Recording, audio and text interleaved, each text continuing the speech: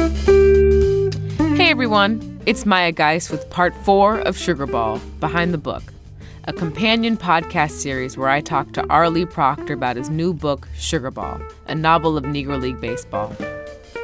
Satchel Paige, Josh Gibson, Cool Papa Bell, 3 American heroes, members of the athletic elite that unless you're a fan of baseball, you've probably never heard of.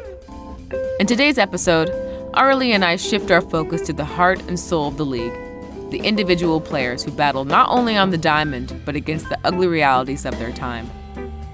In Sugarball, R. Lee uncovers the personal struggles, triumphs, sacrifices, resiliency, and the indelible mark they left on history.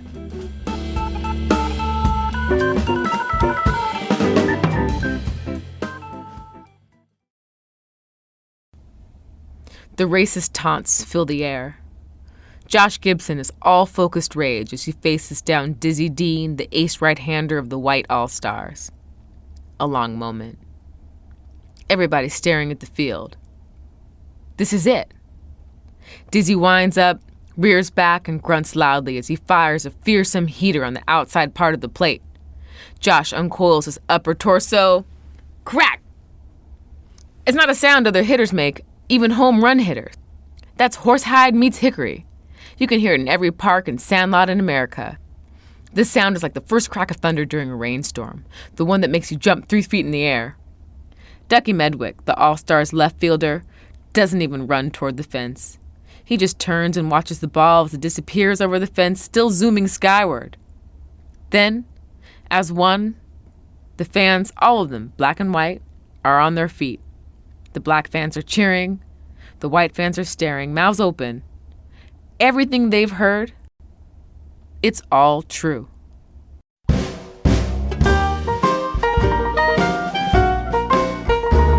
Hey, Rich. Howdy, how are you? I'm doing pretty good. How are you doing? I'm great. Oh, great. Cool. As I always say, I'm so happy to be sitting here with you talking about your book, Sugarball. Well, me too. I'm delighted to share the whole process of doing this. And anyway, yeah, I'm really appreciative of you taking this time and doing this. Yeah, well, we're on episode 4 here. And so today I really wanted to ask you a little bit about the players and their experience going to the Dominican Republic. Right. And just that whole process of them sort of beginning to really understand. It's not until they get there that they really understand the situation that they're in. That's true. But, sort of towards the beginning of the book, sort of this key players in the book, the heroes of our story, they're approached by a man named Dr. Abar. And initially they're reticent. He's offering them, oodles and boodles of money, cash in a briefcase to go and play in the Dominican Republic for what sounds like a bit of a showcase event. But at first they don't really want to go, but then they finally agree right after they'd had this interaction with Clark Griffith, who we talked about in the last episode. Right. And with these large sums of money, it's almost as if they're offering these players a new life. That's true. Yes. One of the players were used to playing for really, really almost subsistence level money. Mm-hmm. So this is a true story. Dr. Ibar, real person, Enrique Ibar, shows up with a suitcase with $30,000, which is the equivalent of about $600,000 today, and says to the players, says to Satchel, "Look, this is yours. Bring 8 other players with you. You can pay them anything you want, and you get to keep, whatever you can keep of that." So even Satchel Paige, who was the highest paid baseball player in America at that point, this is money that he has never seen anything like. So they think, first of all, we're finally getting paid what we're worth, and this could open up a world to us that didn't exist, and so they decide to go to the DR and have an adventure. Right. At some point, I think Dr. Ivor even tells them you win 3 of the 5 games that they were sort of, dare I say, contracted to play, and he tells them you can stay in our country for as long as you want. Yeah. Well, one of the moments that I think is the most poignant, and also something I tried to do this in a way where people could feel the emotions of the players, is that when they arrive in the Dominican Republic, they are treated like the gods that they are. Suddenly they're in a place where everyone is the same color they are. The Dominican fans, they're known as Los Fanáticos, which I think explains itself.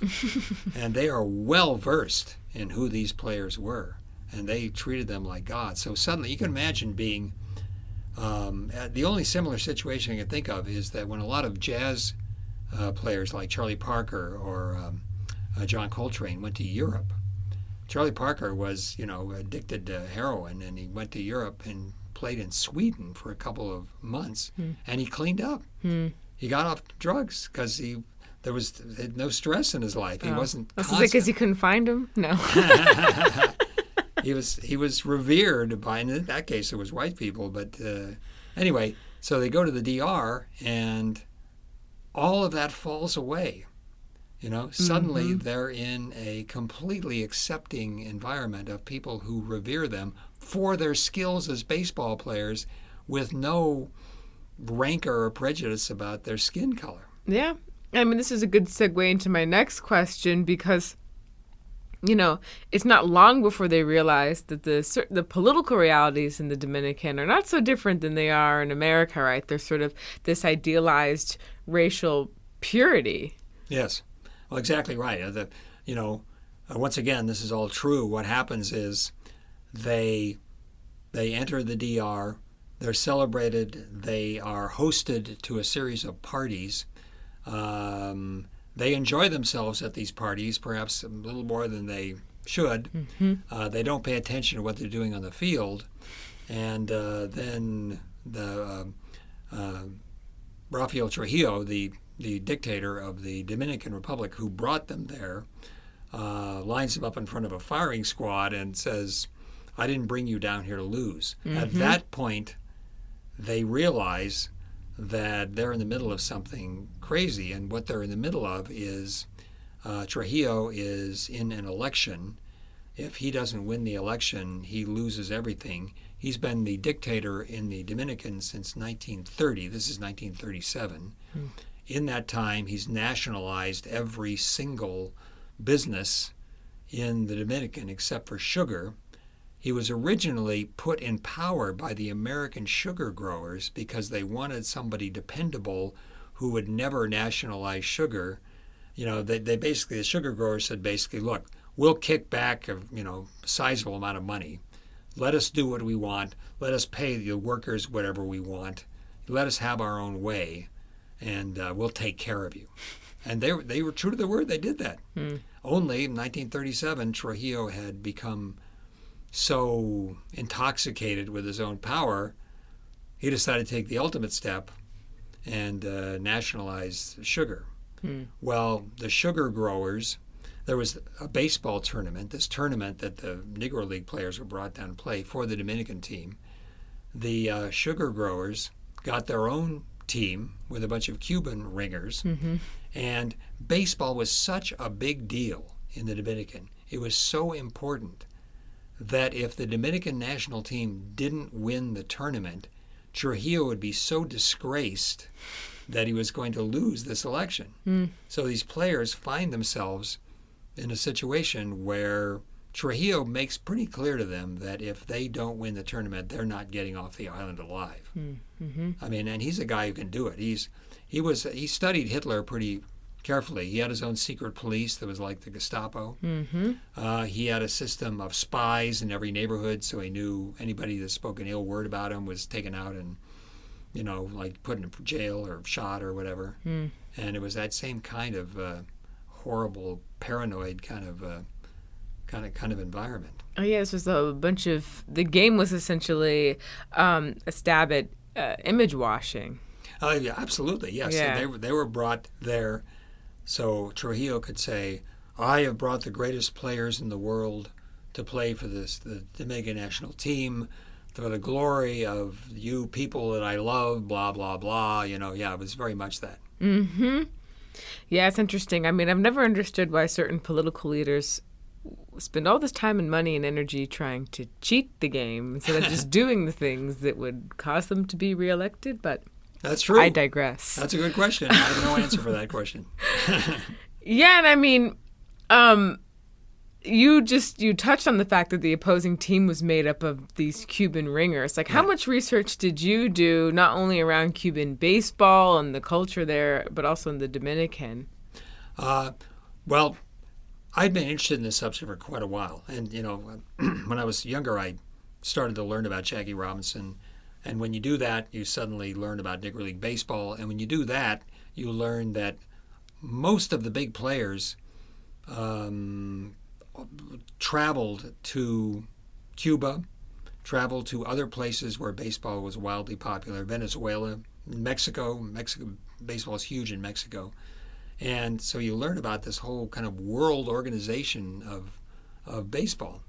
And of all those places, the Dominican is the one that was most baseball mad, and it probably still is. I mean, it's like a religion there. Mm-hmm. So whenever you start looking into a subject like race and baseball, you naturally find yourself in all these places like that. Mm-hmm. Yeah, it's a rabbit hole for sure. Yeah.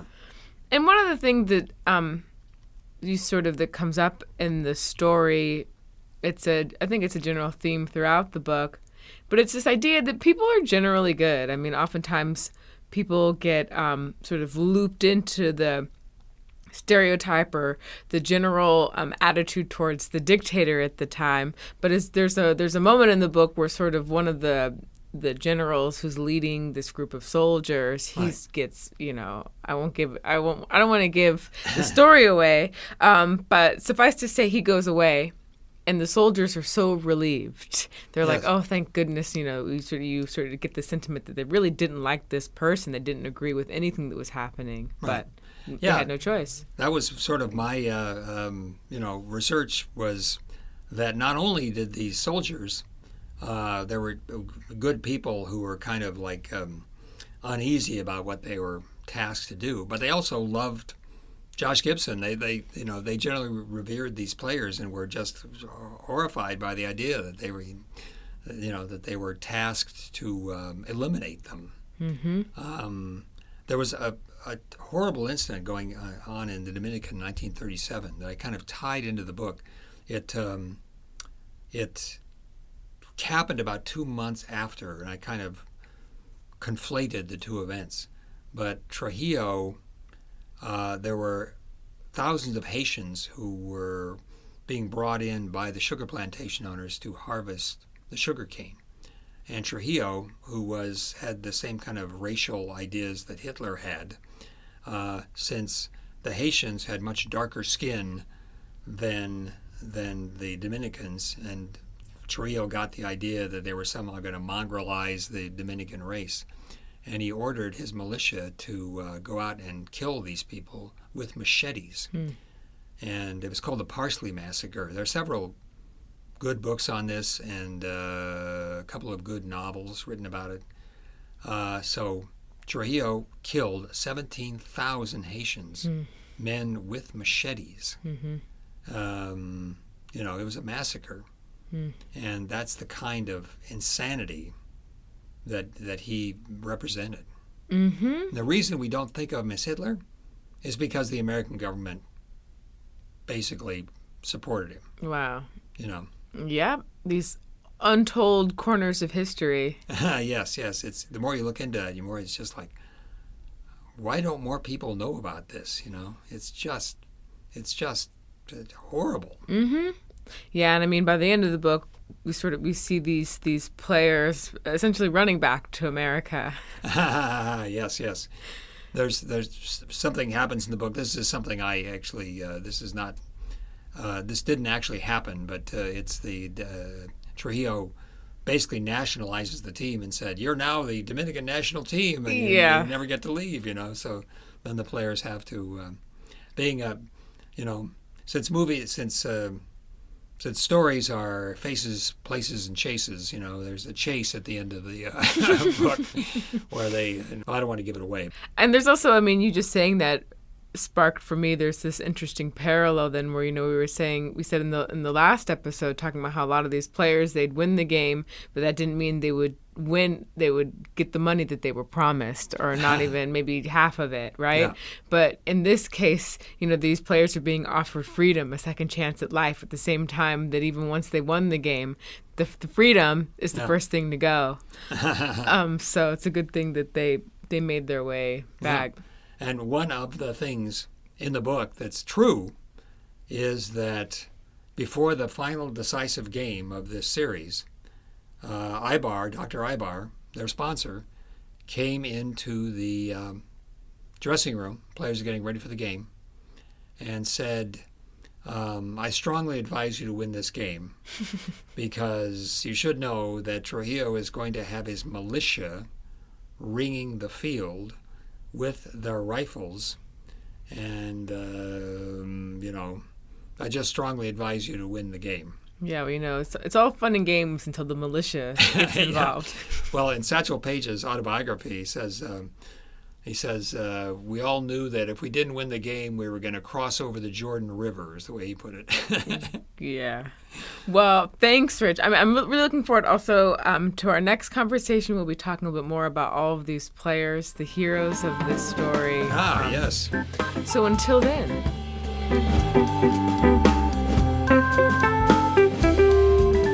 Sugarball, Behind the Book, is produced and edited by Matthew Solari and hosted by myself, Maya Guice. This episode's version of Take Me Out to the Ball Game was arranged and performed by E. Jammy Jams. You can find Sugarball, a novel of Negro League baseball, everywhere books are available. To learn more about our league, visit richlyspun.com.